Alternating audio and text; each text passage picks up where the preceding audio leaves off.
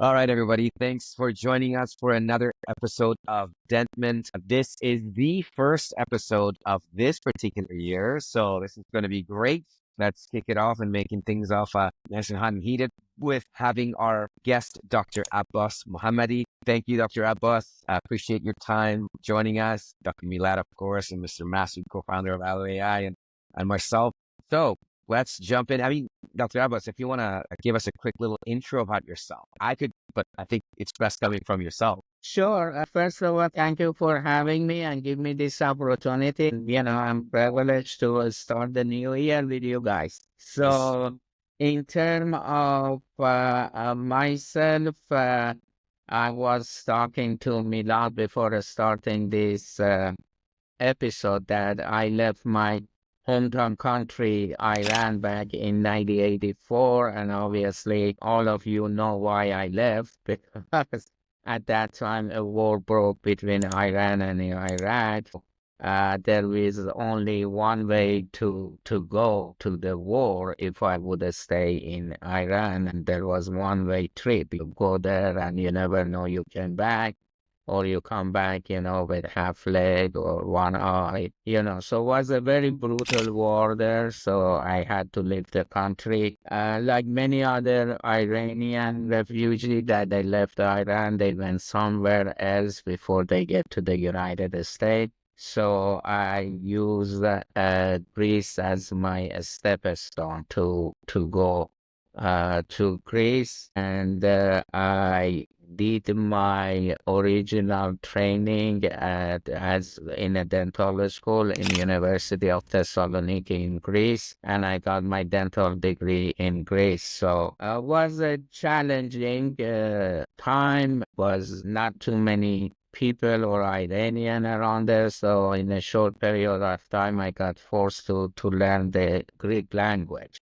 When I went to another challenge in that time was that Greek, they spoke modern Greek and they didn't, but when the books and the newspaper and everything, it wrote in a older type of Greek, not ancient Greek, but they call it like Katareusa was a Greek language that they spoke before invasion of the Ottoman to Greece. So basically, you try to learn a language that is different from what they talk in the street with what they write in in the book. Even that time, many Greek, they were not, the leaders, it was very high at that time. Even in Greece, many people, even the Greek people, they couldn't read their own books or whatever.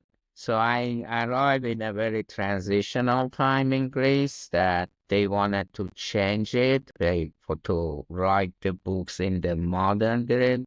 So when I got to university, half of my book was in older version of the Greek, half of them was in the modern Greek. So, same time, really, I needed to learn two different languages to be able to go, to school. After that, graduated, and then I came to United States. Obviously, in order to obtain the license, I had to go back to school all over again. So, was a long way. Had to learn two different languages or maybe three different languages. Become twice dentist to do what I'm doing. Sometimes in life, when you go, you sit back and all the suffering or all the, difficulty that you go through it become more like some type of joy or pleasure. He's saying that, comedy basically is a tragedy by time. So you give a time to any tragedy, it become comedy. So many things that, in past, it caused me to have a tear in my eyes or frustration. When I not think about it, it's just like some funny things or something joyful that happened in my life. That's very great to hear about your whole story and a lot of Very good migration that story. Yeah. yeah.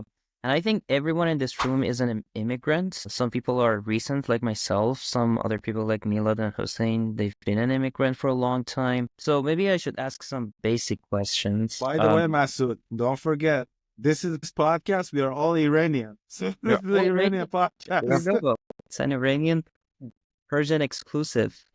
Dr. Mohammadi, what inspired you to migrate? I mean, I come from Iran too, and when I left, it was way more horrible than when you left, and every year it's just becoming worse. I'm not trying to turn it political, but what inspired you, and what challenges did you face, and what are you still facing these days after like 20 something years or 30 of being an immigrant?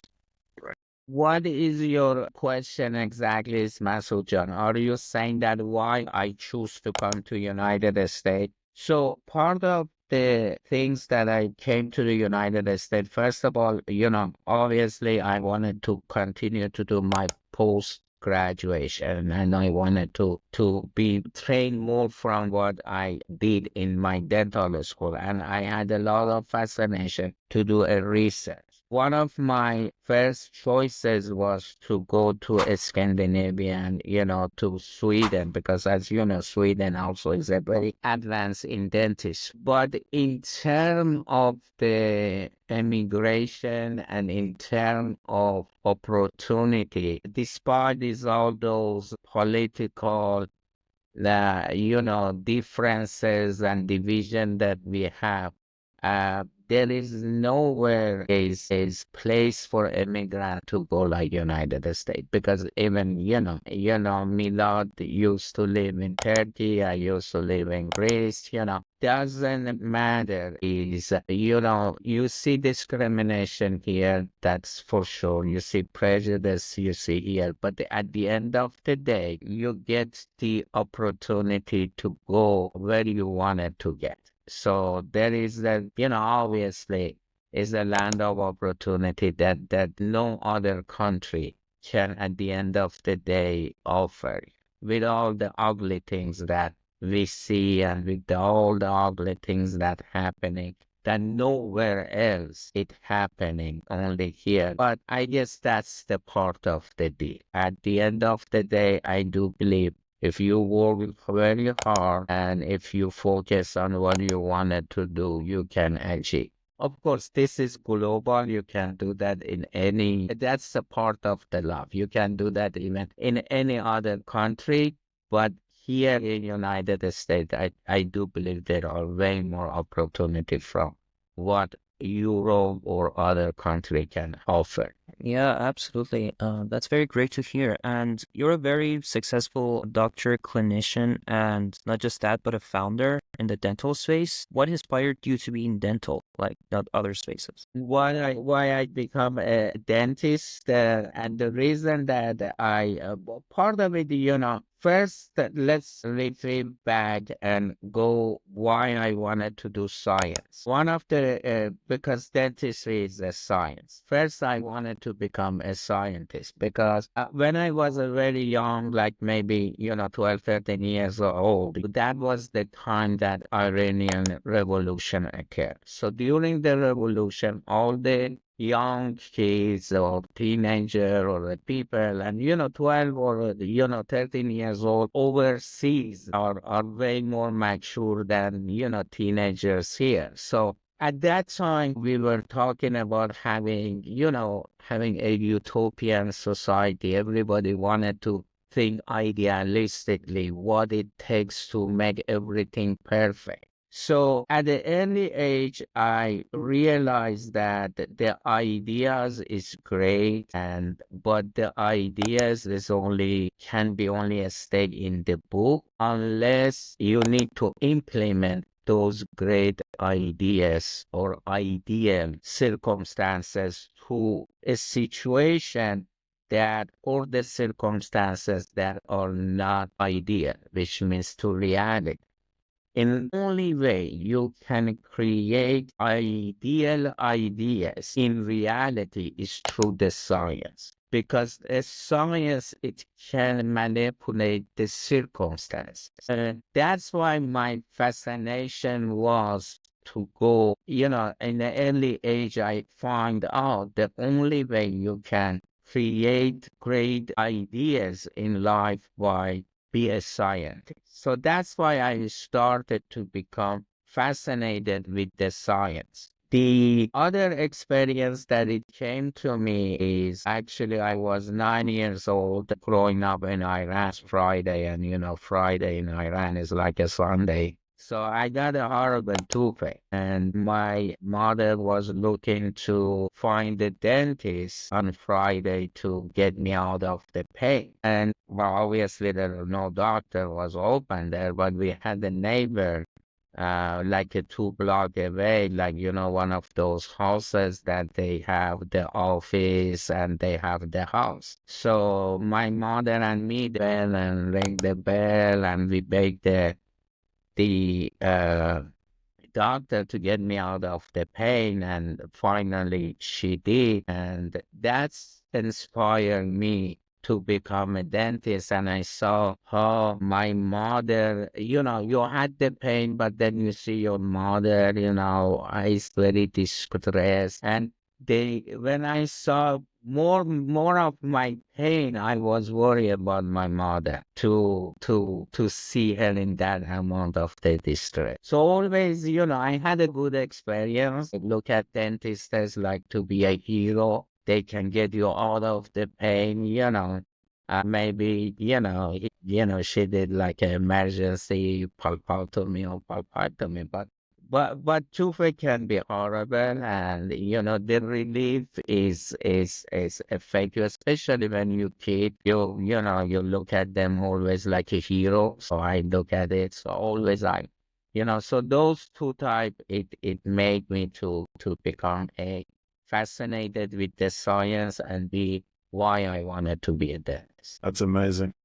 Really amazing. It is. While you were talking, me and Milad and Hossein, we were just texting each other. That's literally the way you got into dental. That's how I got into dental.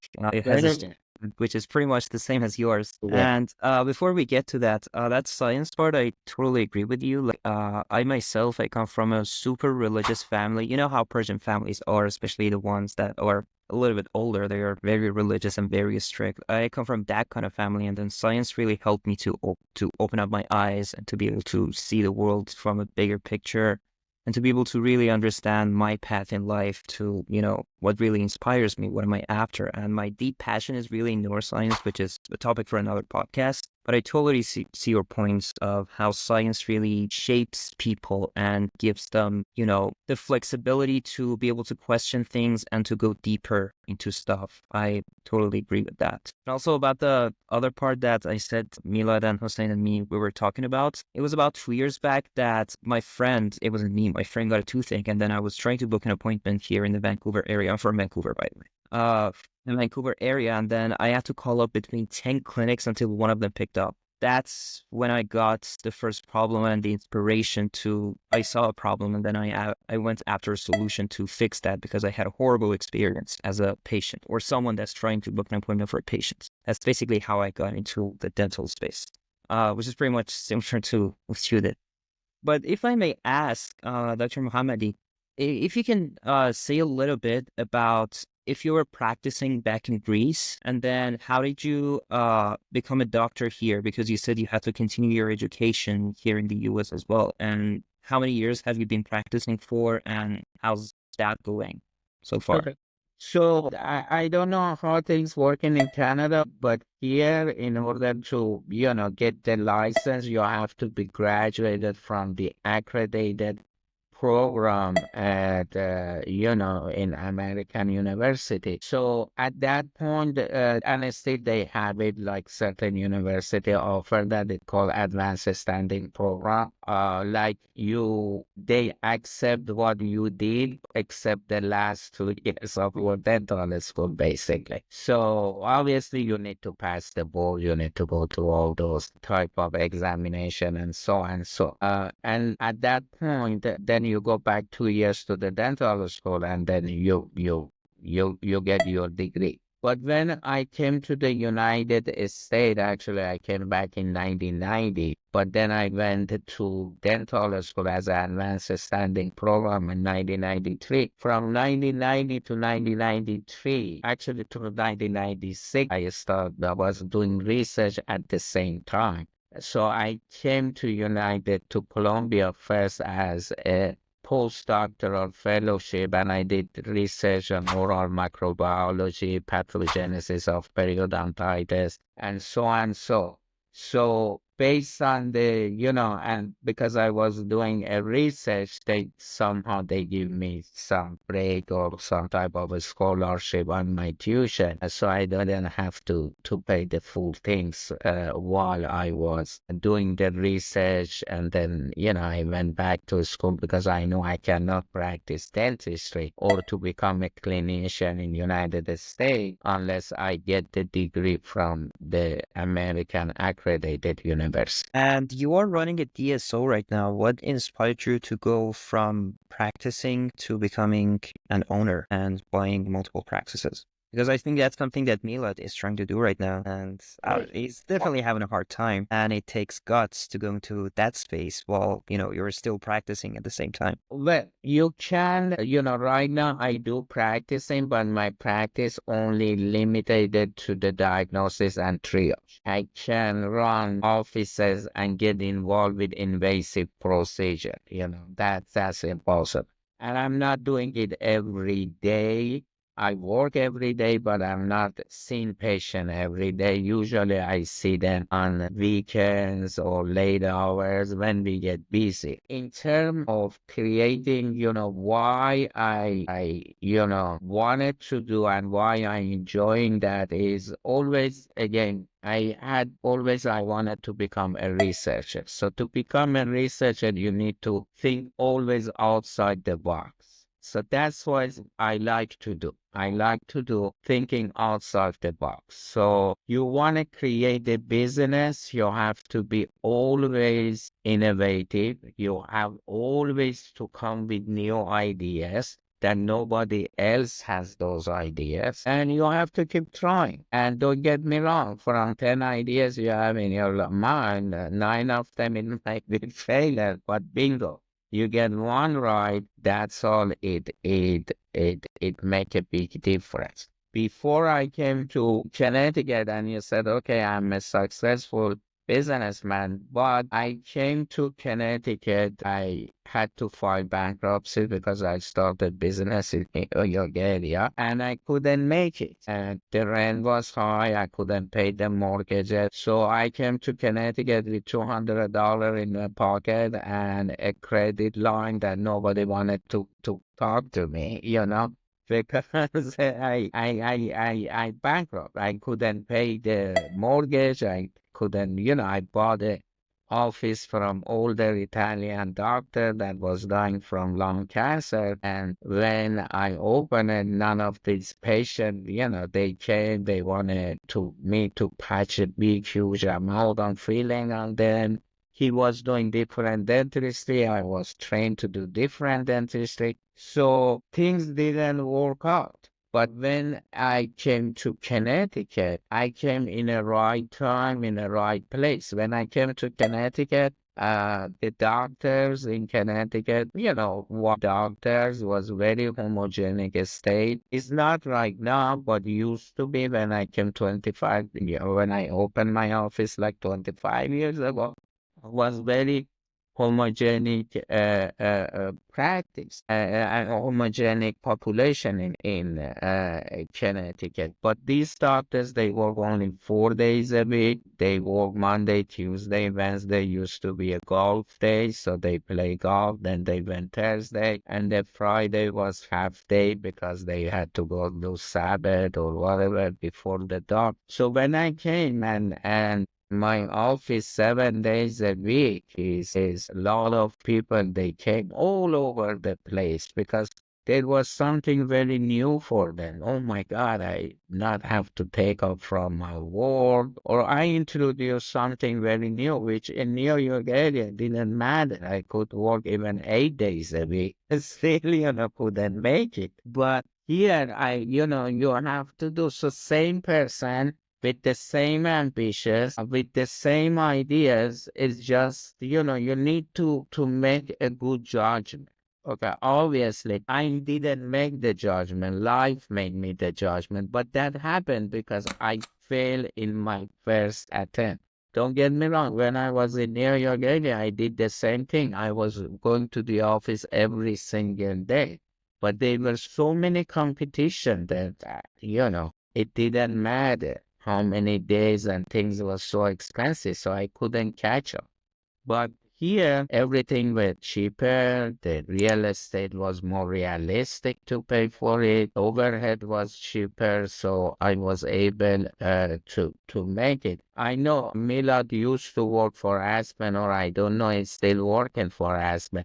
When I came to Connecticut, is I worked for the sister company of Aspen, they call Northeast. So there were two guys, they started the Aspen, or they call it that day upstate New York. So there was that one, the guy that I was working for him, his name was Vincent, and the founder of the Aspen name was Bob Fontaine. So Vincent and Bob, they were roommates, and they started to open the upstate, and they got in fight to each other. And Bob started the Aspen, and Vinny started Northeast.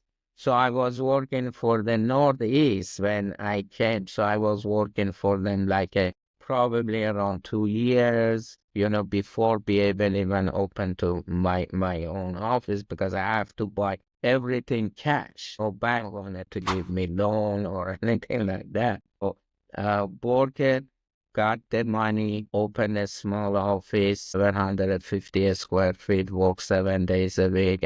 Within a short period of time, I had to expand, and I had to hire other doctors and so on. So, Dr. Mohammadi, when was the one thing I found so fascinating about your story is just, we always talk about how we go through failures in life and we're able to come back from it and just kind of grow from that experience. That's the bottom line of it. Yeah. That's the bottom line of it. If I was making to make a little bit in New York, and I would stay probably like my friend. My friend for years, they're still there. He made it, but they stayed there. They couldn't, So sometimes, a failure or complete failure, it forces you to go to other. So bottom line is you have to think outside the box and try to transform any obstacle to opportunity.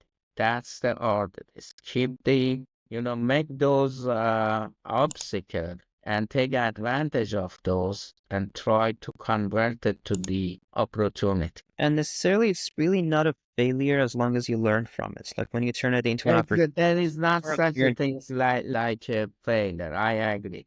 There is not such a thing you fail, or, fail is when you stop trying.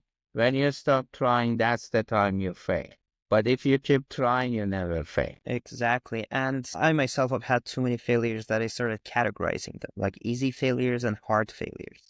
The hard failures are when you put a lot of time into something, like you have investments from different aspects of your life financially. By time, you bring in other people, and then you spend a lot of time on it for years, and then it fails. That's a very hard failure, which teaches you a lot. I don't know how many people in this room have had that kind of failure. I went through it once myself, and Hossein has been in it. I'm sure Milad, he's probably dealt with it, and gives you the most amount of learning that you can get from someone. But talking about that, as you were going through your journey, did you have any mentors to help you? Mentors, like, of course, everybody has some mentors, but not necessarily when, I came here, I came by myself, no, not having, anybody to go clearly after. But I try to learn from, different people and so on. So unfortunately, I didn't have family or close friend to have like a mentor to show me, the path and so on. So perhaps I made more mistakes. But it makes you a great mentor right now for other people, I guess. Thank you. Dr. Mohammadi, so when was when was the turning point? Because I know that as we talked before the podcast, and we kind of talked before as well, you had 60 practices, now you're down to 12, and I know you guys are doing amazing things there, but when was the turning point for you to say, hey, I bought my first practice. Now I want to go open the second, third. Like, what was the moment that you're like, all right, I want to do this and just replicate the same thing over and over again? Like, when was that timing for you? When did you feel like you're ready to like open more practices? When I am ready to open more practices, when I have the resources to open more my practices. But that doesn't mean that, my ambitions is to do it as far and as much as I can do. There is no end for it, but again, they said life is like a football game. If you go too fast or you go too slow, you lose the ball. So it's just a good judgment you have to make when to catch the ball, because end of result, if you go too fast or too low, then still you lose the ball. You wanted to catch the ball. That's the optimum goal it is. And that's the art of the life, to do it. Not I've done it, that mistake. I went many times, too fast. I don't remember any time I went too slow, but that's my weakness, is that I went too fast, but doesn't matter. Still I lost, I get the same result if I would go slow. So you want to go with the flow. And what do you find challenging the most right now? With your 12 practices, what area? The most challenging is dental insurance, United Healthcare. You name it. That's bizarre. Insurance, of course, I deal with them for 25 years, but since the 2019 injunction of the Medicare to the privately owned company like United Healthcare, that our signal that they have a shareholder benefit, is just disaster. Is we get like people that in this office we are out of network with United Healthcare, and United Healthcare does not provide any out of network fee schedule. So a patient come and, I have people, insurance specialists, and we're trying to give a right estimate, but it's impossible. How are we going to give the correct estimate to our patient when, we don't know how much they pay, how they pay, what are the parameters? I think at this time, if I go to Salem, Massachusetts, and hire a couple of psychics, is probably more accurate than having insurance expert to give the breakdown or to give a proper estimate to my patient. Even in the network, some of my offices, we are contracted with United Healthcare, but just they show me today, there are 16 different plans under Medicare Advantage program under United Healthcare. It's easier to go get a PhD to try to catch up what each plan it pays. People, they come, we do the feelings, then we get the denial, or this plan does not cover feeling, or we do they have it such a complex, and of course we know why they do that. So they create such a confusion to the patient, to the practice. It put a very bad taste in the patient mouth. It's not, of course, only United Healthcare, but is that United Healthcare is the leader of it. But there are many other insurances that I hope it change, because I don't think can sustain this model. And this is something happened within last, 3-4 years. And I think hopefully is in the pivot point to change. That's my hope it is. So currently, that's why my most challenging things to do. People, they think, when I came to Connecticut, obviously I can, post 9/11 and last name Mohammadi, in a very wide estate was not very, but compare, that was not a big challenging, and change the subject. One of the reason even I called Columbia Dental, I remember when I landed to Connecticut, I told my friend was Iranian, Farhad, used to live in Connecticut way more than I came to Connecticut. And he told me, I said I want to open an office. And he told me, okay, make sure you don't name it Mohammadi dental office because nobody would go there. Okay. I said, okay, so what name you want me to say? He said, oh, they didn't go to Colombia. I said, yeah. He said, okay, name it Colombia Dental. So that's why even I name my practice to not, avoid my name. But even post 9/11, with all the challenges that I had, to run a business under my last name is compared with what I go right now with the insurance company is nothing.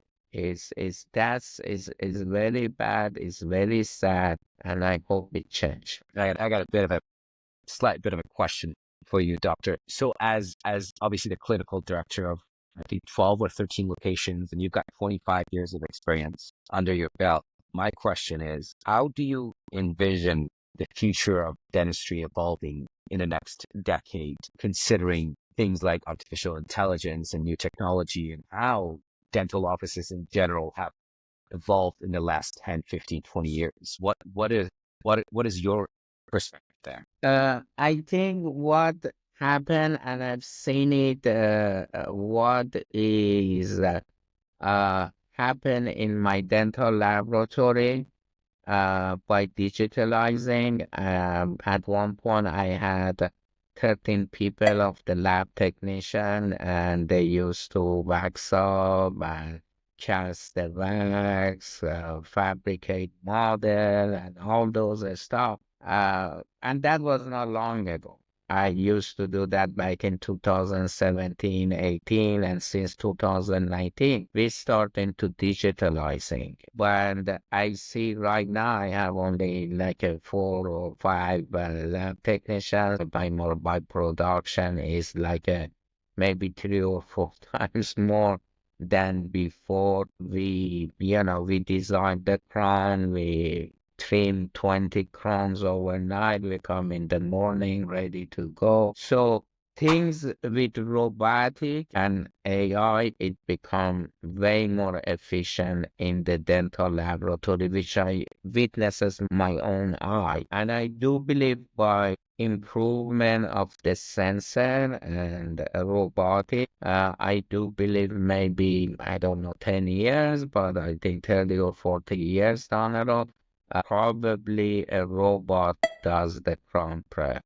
or removing the tooth rather than us. So probably, not my age probably, but maybe you guys, you sit on the computer, 30 years down the road, and you navigate it, through the robot. Because I do believe our dexterity, as they said the owl has a good hand or whatever. But when it comes to robotic, things are way more precise. There is less error. Nobody thought about driveless car like maybe 30 years ago. That was a joke or whatever.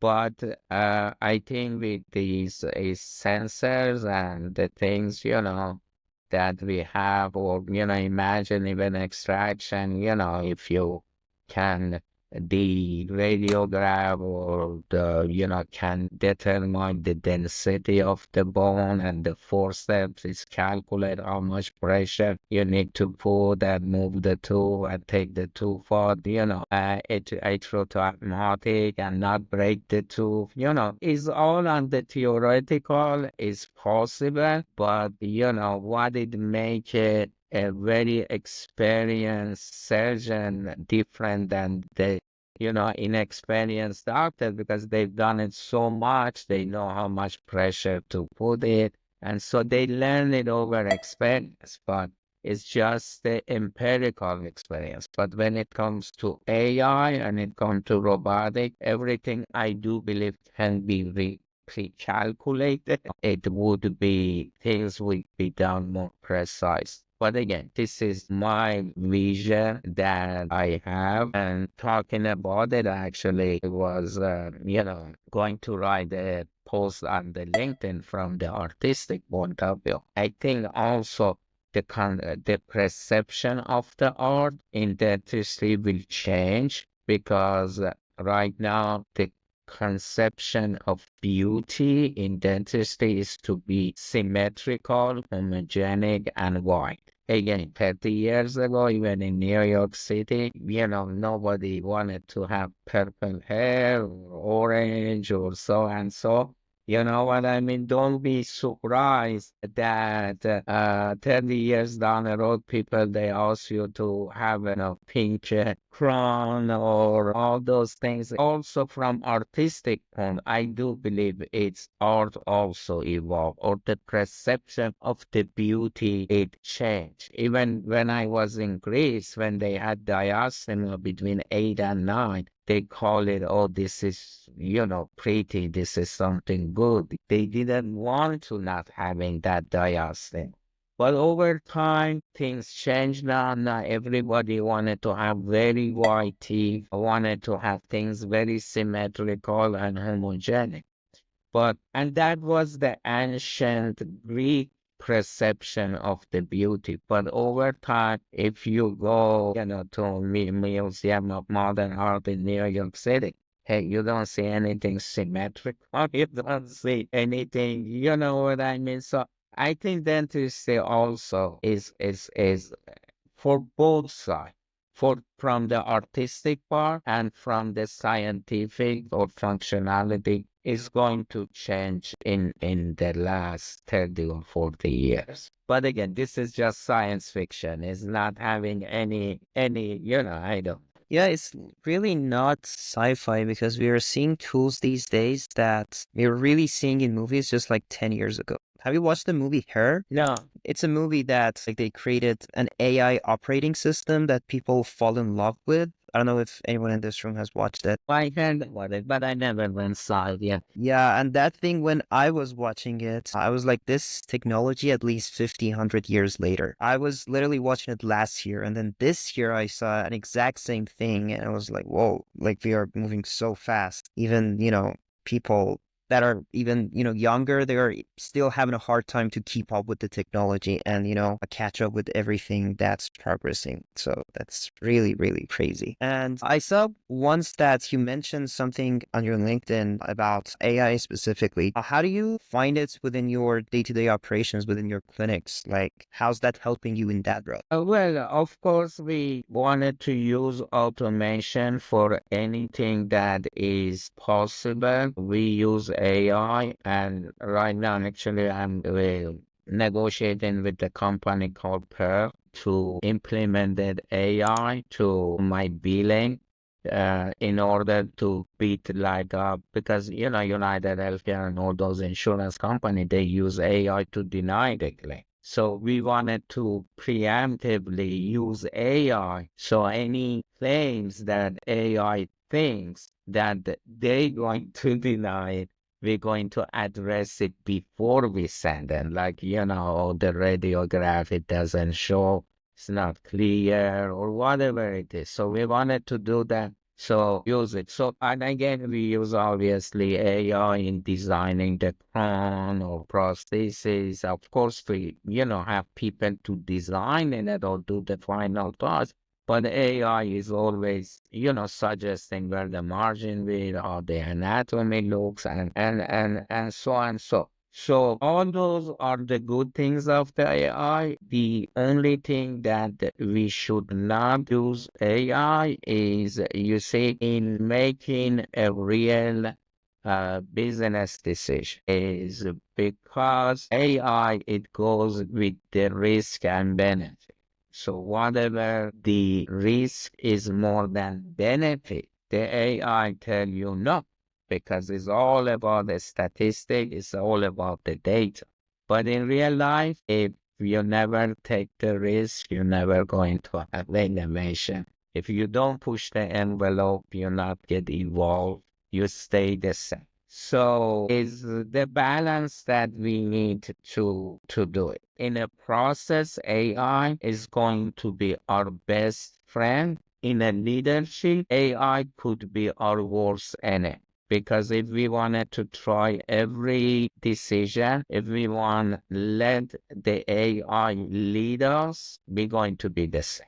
We're not going to get any innovation or anything. So I don't believe ever AI can replace the human being, but it's the greatest process tool that we have.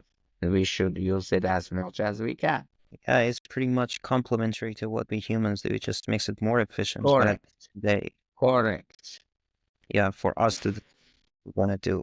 And how do you find your colleagues and like other dentists to basically keep up with this technology? Like, do you see other clinics, like not your competitors, but like pretty much your colleagues, do the same techniques and follow up with the technologies that are coming You along? mean colleague that work in my facility, or you talk colleague outside my facility? Colleague outside, like generally in dentistry, how finding it, the trend of technologies that are coming along. What do you mean? Can you elaborate and let me understand your question? Yeah, totally. Basically, I'm trying to understand from your point of view, how is dentistry viewing the AI, and not just the AI, but the technologies that are coming along? Are they having a hard time to accept the change, or are they welcoming to the change?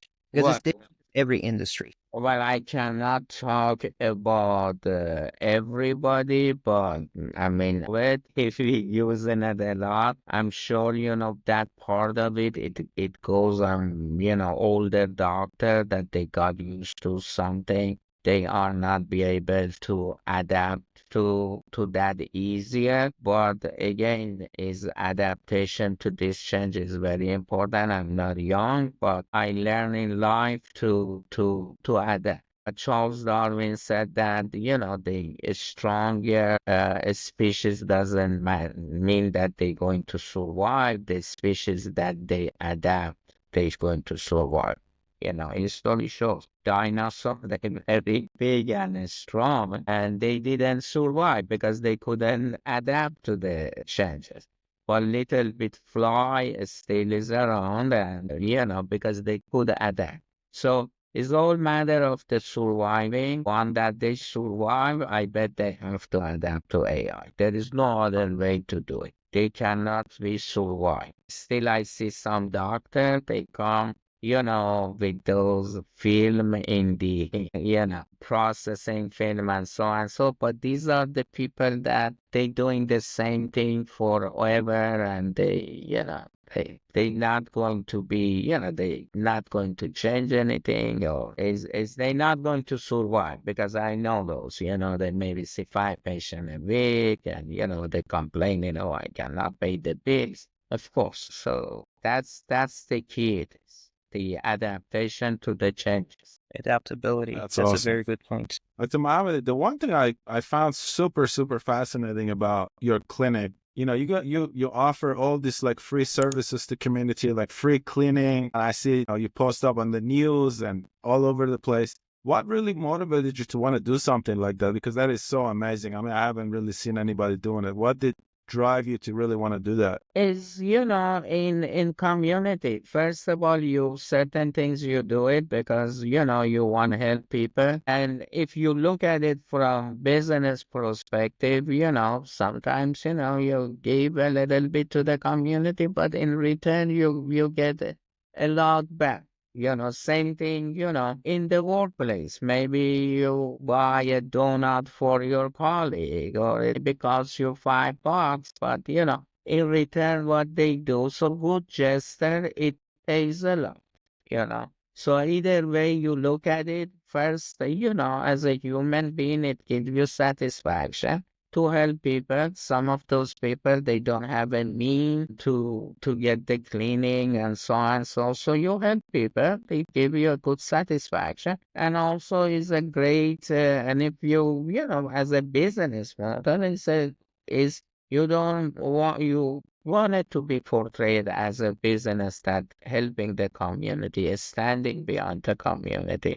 You don't want it to be mean. So That's very, very great. And I've seen that myself many times. Like when you give something, it's gone for a few days, a few months, but it comes back much greater, right? Exactly. And Yes. that's happening to me many times. I don't have a lot of experience, by the way, but still. Dr. Mohammadi, thank you so much for taking the time. We're coming close to the time. I just had one small favor to ask at the end. Sure. Absolutely. What advice do you have for me as a young founder? Keep going. That's right. That's the secret. Simple like that. Keep going. Don't let Nice. anything get to disappoint you, and learn from your mistake, and try to transform any obstacle to a great opportunity. That's all, I can tell. There is no, people writing books and so on. So there is no secret about it. Okay. It's that at the end, that's it. Keep going and don't get disappointed. Don't give up. And it comes. It's not me, you. This is going on forever. So the rest, just put your mind and you can do whatever you want. Consistency, basically. Consistency. Yes. Right to say. Well, Thank you so Dr. much for that. Mohammadi, thank Yeah. you so much for your time. We Appreciate really your time. appreciate For it. having me. Thank you so much. Yes. Pleasure. Pleasure. Appreciate your Great. time. Thank you. Thank- Thank you. no Great problem. advice. Have a good day. Thank you Thank so you. much. Yes, Thank you sir. very Thank much. Thank you, Dr. Bye. Have a good night. Bye-bye.